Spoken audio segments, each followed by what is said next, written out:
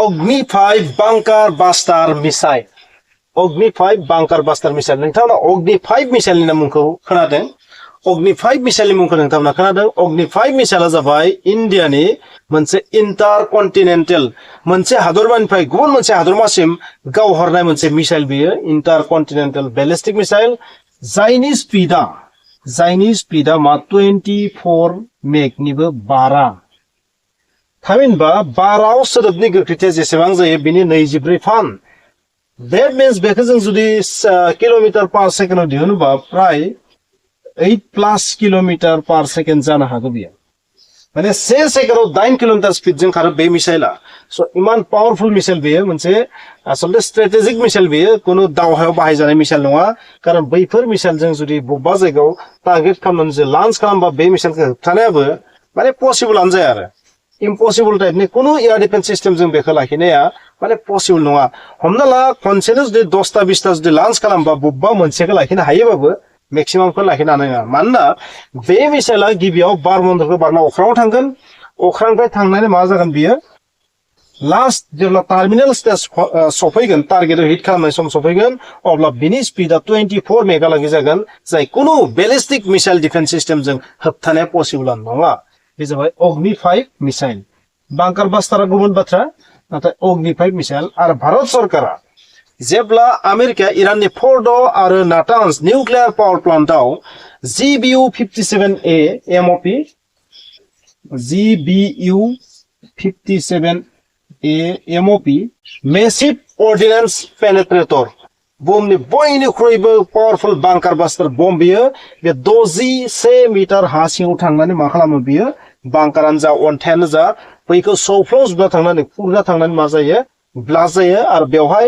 गासै बारुदा प्राय 2400 किलोग्राम दोङो आरो बे बमखौ होनो थाखाय मोनसे मा होनो बेखौ बम्बार एयारक्राफ्ट दोङो आमेरिकानाव बे जाहैबाय मा B2 stealth bombers B2 spirit stealth bomber बे एरोप्लेनजोंल'सो बेखौ नायो आरो बै एरोप्लेनावबो बे बमखौ मात्र मोननैल' लांनाय कारण 13,600 किलोग्राम बिनि वाइटआ मोनसेनियानो आरो बेवहाय बेफोरगा जि मुवा थायो जि एक्सप्लोसिभ थायो बेयो 2400 किलोग्राम थायो बै GBU-57 आथिखालाव नुनो मोनो गासैबो हादरफोरनि माखासे हाथियारनि गुदामफोरानो जा बा खायसे हाइटेक बा जायफोर सेक्रेट हाथियार बैफोरखौ गासैबो हा सिङाव दोनो बांकार बानायनानै पावरफुल बांकार बानायनानै हा सिङाव दोनो 100 मिटार लागै हा सिङाव दोनो बा 60 मिटार 50 मिटार 30 40 मिटार हा सिङाव दोनो स' बै 50 मिटार 100 मिटार हा सिङाव थानाय बै हाथियारफोरखौ कुनु मिसाइलजों नोंथाङा एटाक खालामनानै डिस्ट्रय खालामनो हाया कुनु बम होनानै नोंथाङा जेबो खालामनो हाया निउक्लियार बम होनायनि बाथ्राया जुदा नाथाय माने कनभेनसनेल बम होनानै बेखौ जेबो डिस्ट्रय खालामनो हाया आरो बिनि थाखाय मा बेबायदि बांकार बास्टार बमनि गोनांथि जायो आरो बिनि मादाव GBU-57 मेसिव अर्डिनेन्स पेनेट्रेटर बे जि बम आमेरिकानि बे सबसे कारगार मोनसे बम बियो आरो बे GBU-57 मा खालामनो हायो बहुत हा सिङालागै थांनानै प्राय 61 मिटार हा सिङालागै थांनानै मा खालामनो हागोन ब्लास्ट खालामनो हागोन डिस्ट्रय खालामनो हागोन गासै जि मुवा दं हा सिङाव बेखौ नाथाय बेखौ नुनानै आरो खाथि खाला जोंनि सुथुर हादरसोर मोनसे जाबाय पाकिस्तान मोनसे जाबाय चीन आरो गोदानै तुर्की हादराबो पाकिस्तानखौ सापर्ट खालामदो आरो बांलादेश बायदि हादराबो दिनै माने इन्डियानि हेंथायै गसंदों स' पाकिस्तान चाइना तुर्की आरो ओरैहाय बांलादेश बिसोरो इन्डियानि एगेन्स्टआव खामानि मावबाय थायो नोंथाङा मिथिगौ आरो पाकिस्ताना मोनसे निउक्लियार पावार कान्ट्रि आरो ओरैहाय चीनाथ' निउक्लियार पावार कान्ट्रि स' बिसोरनो मा दङ बांकार सिङाव बेबायदि माखासे बम दङ हाथियार दङ गिलु बालु हाथियार दङ स' जुदि इन्डियाबो बेबायदि लेभेलनि जुदि बांकार बास्टार बम थायोबा जाय बांकार बास्टार बमनि हेफाजाबाव दावहा जुदि माबा मोनसे जाहोनाव दावहा जायोबा खनसेनो बिसोरनि बै गिलु बालु हाथियारफोरखौ डिस्ट्रय खालामजोबनो हागोन नाथाय बेनि थाखाय बे बमखौ होनो थाखाय जाबादि B2 बम्बार जोबोर गिदिर एयारक्राफ्टनि गोनांथि जायो B2 बम्बार बेबायदि इन्डियायाव गैया बेनिखायनो इन्डिया बिनि अल्टारनेटिभ GBU-57 लॉन्च खालामनो थाखाय B2 बम्बारनि गोनांथि जायो नाथाय B2 बम्बारखौ सालायनाया मोनसे हादरनि थाखाय एसेबां इजि नङा बहुत खरसा दं बेवहाय बेनिखायनो बेनिख्रुइ जोबोर खम खरसायावनो बेनिख्रुइ बांसिन इफेक्टिभ बम माबायदि बानायनो हागोन इन्डिया बिनि थाखाय Agni-5 मिसाइलखौनो मा बांकार बास्टार बमनि महर होनो नाजाबाय जोंनि इन्डियानि DRDOआ जेनेरेलि Agni-5 मिसाइला 5,000 किलोमीटरनिफ्राय 8,000 किलोमीटर रेन्जनि मोनसे मिसाइल बे बेलिस्टिक मिसाइल बे बे जोबोर गिदिर मोनसे पावरफुल निउक्लियार बेलिस्टिक मिसाइल बे अग्नि-5 आ नाथाय बिनि जे रेंज बै रेंजखौ प्राय 2500 किलोमीटर रेंजआव लाबोनानै रेंजखौ खमायनानै बेहाय वारहेडनि बिबांखौ बारायगोन आरो माने अग्नि-5 जि बांकार बास्टार बेवहाय 7500 किलोग्राम एक्सप्लोसिव वारहेड हिसाबै लागायगोन आरो एक्सप्लोसिव वारहेड हिसाबै लागायगोन नोंथाङा मोनसे बाथ्रा गोसोआव लाखि जेनेरेलि अग्नि-5 मिसाइला जाबाय MIRV टेकनिकजों बानायनाय मिसाइल बेवहाय फिसा फिसा जुदि एक्सप्लोसिव बा 10 लागि फिट खालामनो हायो दा मिथिनाय जादों मोनबानिफ्राय 10 that means multiple independently targetable re-entry vehicle that means मोनसे मिसाइलनिफ्राय माखासे बम ओंखारनानै गुबुन गुबुन टारगेटआव हिट खालामगोन स' बेबायदि मिसाइल बे मिसाइलखौनो मा खालामबाय बिनि रेंजखौ खमायनानै 5000 बा 8000 खौ खमायनानै 2500 किलोमीटर खालामबाय आरो बेवहाय वारहेड हिसाबै एक्सप्लोसिवखौ 7500 किलोग्राम GBU-57 आव बुहुमनि बयनिख्रुइ गेदेरसिन बांकार बास्टार बम बा बुहुमनि बयनिख्रुइ गेदेरसिन बमखौनो होननांगोन बेखौ 2400 किलोग्राम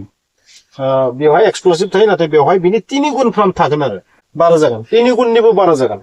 बेयाव जेसेबां जागोन बिनिख्रुइ बांद्राय जागोन आरो बेवहाय स' बै एक्सप्लोसिवखौ बेसेबां हा सिंहालागै खुरना थांगोन बे अग्नि-5 आ प्राय 80 निफ्राय 100 मिटार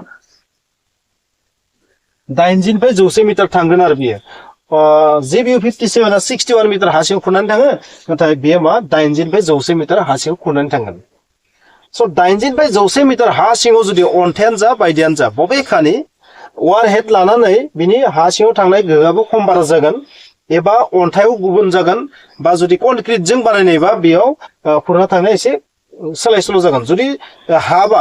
हा जायोबाथ' बहुत सिगांलागै थांगोन बेनिख्रुइ बांसिन थांनो हागोन नाथाय अन्थाइ आरो कनक्रिटआव एसे डिफारेन्ट जानो हागौ 80 मिटारनि खमबो जानो हागौ बा एसे बाराबो जानो हागौ आरो बेबायदि जानो हागौ बियो एक्जेक्ट नङा नाथाय एभारेजलि 80 निफ्राय 100 मिटार हा सिङाव थांगोन इन्डियानि बेनिख्रुइबो 20 मिटार बारा बा बेनिख्रुइ 40 मिटार हा सिङाव थांगोन आरो बेयो स' मोनसे बांकार बास्टार अग्नि-5 जोंनो मा खालामनो हागोन फोजोबस्रांजोबनो हागोन GBU-57A नि मोनसे डिमेरिटआ जाहैबाय मा बेखौ लन्च खालामनो थाखाय एयारक्राफ्टनि गोनांथि जायो स' एयारक्राफ्ट बेबायदि बम्बार एयारक्राफ्टखौ गावख्लायनाया बहुत इजि बम्बार एयारक्राफ्टआ स्टिल बम्बार एयारक्राफ्टबाबो बेखौ S-400 बायदि मिसाइल डिफेन्स सिस्टेमजों गावख्लायनाया जेबो गेदेर बाथ्रा नङा एर'प्लेनसो नालाय एर'प्लेनखौ गावख्लायनाया जेबो गेदेर बाथ्रा नङा फाइटार एयारक्राफ्टखौ गावख्लायनो इजि जायोबाबो बम्बार एयारक्राफ्टखौ गावख्लायनो इजि जायो आरो लोगोसे बे GBU-57 खौ मात्र मोननैल' लांनो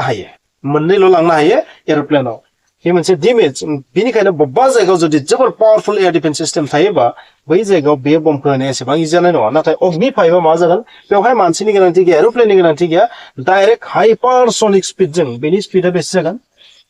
रेन्जखौ खमायबा बेनि स्पिडा प्राय 8 मेकनिफ्राय